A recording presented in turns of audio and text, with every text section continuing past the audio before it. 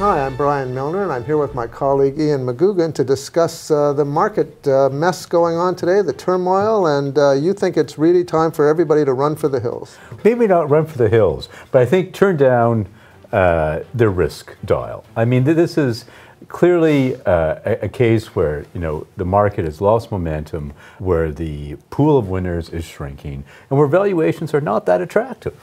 The fact is, what we're seeing is a short-lived panic.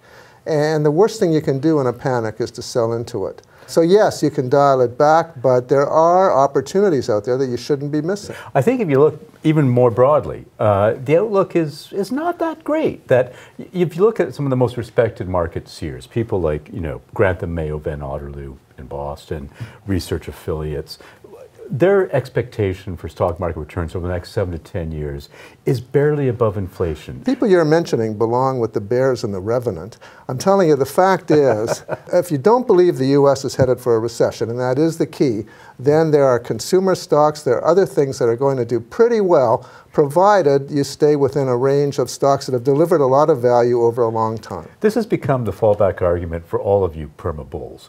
The idea that the market can only fall severely if there's a recession.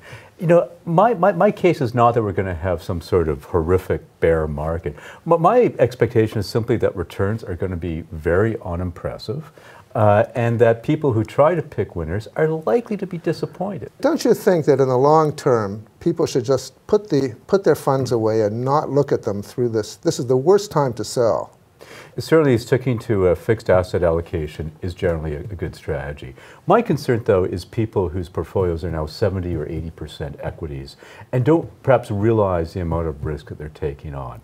I would feel that if they dial that back to more like a 60 to 50% equity exposure, that they'll probably wind up better off. But the fact is that if you're sitting in cash, you're losing money. There are other things to do with it.